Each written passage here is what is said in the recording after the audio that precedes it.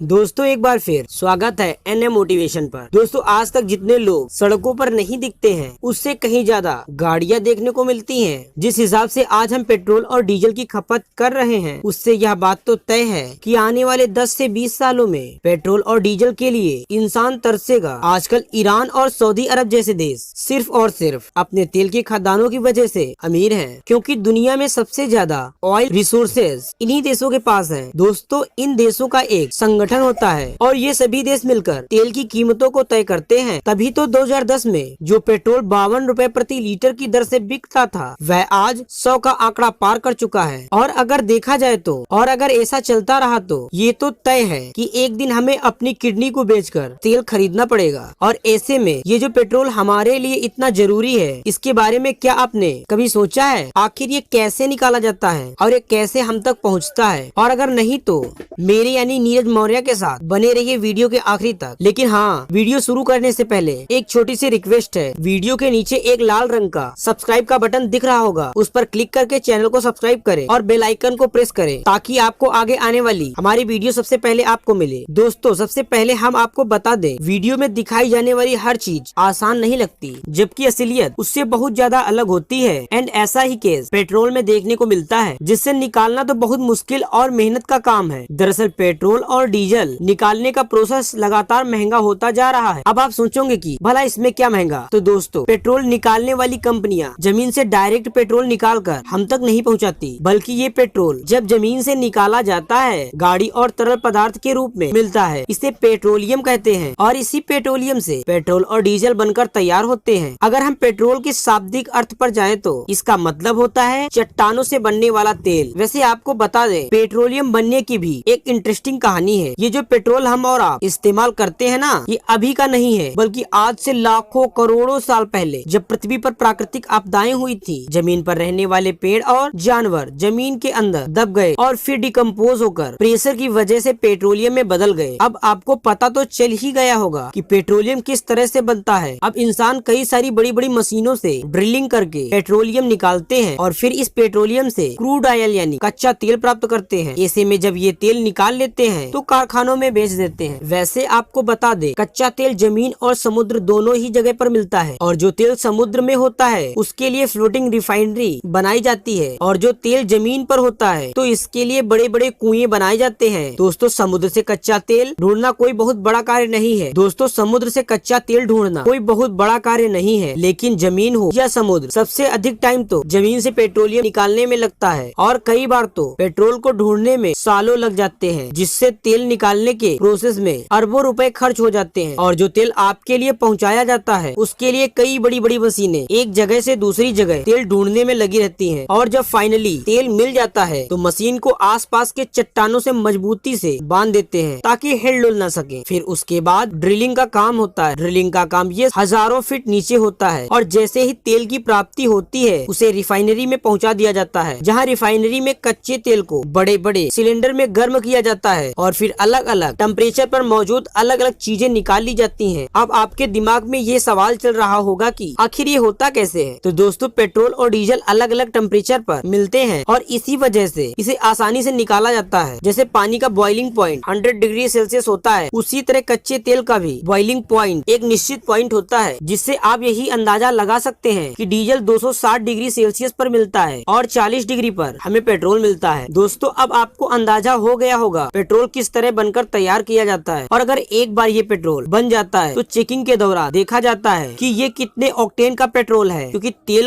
तेल का octane number जितना ज्यादा होगा उसे उतना ही बेहतर तेल माना जाता है और इस तरह तेल की कीमत बहुत ज्यादा होती है। हालांकि जब तेल बनकर तैयार होता है उसको इस तरह के बड़े बड़े टैंकों में भरकर एक जगह से दूसरी जगह ले जाया जाता है। भारत में मौजूद इंडियन ऑयल और रिलायंस जैसी कंपनियां अरबों रुपए इन्वेस्ट करती हैं, तब जाकर ये पेट्रोल हमारे तक पहुँचता है। अब सवाल ये आता है कि हमारे देश का आखिर पेट्रोल इतना महंगा क्यों है? तो दोस्तों इसका पहला कारण तो आपको समझ में आ ही गया होगा कि जमीन से पेट्रोल निकालने का प्रोसेस बहुत ही खर्चीला है और फिर पेट्रोलियम से निकलने वाले अलग अलग तेल की कीमत भी अलग अलग होती है। जिन देशों के पास अपनी ऑयल रिजर्व होती है वहाँ ये तेल सस्ते में पड़ते हैं, जैसे दुबई वगैरह को ही गिन लीजिए, जहाँ पर तेल पानी से बहुत ज्यादा सस्ता है। जी हाँ, आपने बिल्कुल सही सुना। लेकिन भारत जैसे देश जहाँ पर ऑयल रिजर्व नहीं होते वहाँ पर रिफाइनरी और इंसुलेशन का प्रोसेस और ही कहीं ज्यादा महंगा हो जाता है और उसके बाद भारत जैसे स्टेट और सेंट्रल गवर्नमेंट मिलकर करीब 70% टैक्स भी लगाती है। यानी पहले तो तेल का प्रोसेस होने में काफी खर्च लगता है और रही कसर सरकार टैक्स लगाकर पूरा कर लेती है और जिसके बाद हम तक तेल बहुत महंगे दामों में पहुंचता है। तेल बहुत महंगे ही दामों में पहुंचता है और इसी तेल को खरीदने में लोगों को नानी माँ सब याद आ जाती हैं। पर किसी को ये मालूम नहीं कि जिस तेजी से हम पेट्रोल और डीजल ले रहे हैं उससे ये तो तय है कि आने वाले समय में हमको पेट्रोल नहीं मिलने वाला है, फिर हर जगह इलेक्ट्रिक से चलने वाली गाड़ियां मिलेंगी। अब इसके बारे में आपका क्या कहना है कमेंट सेक्शन में जरूर बताइएगा और वीडियो पसंद आई तो वीडियो को लाइक करें और चैनल को सब्सक्राइब करें।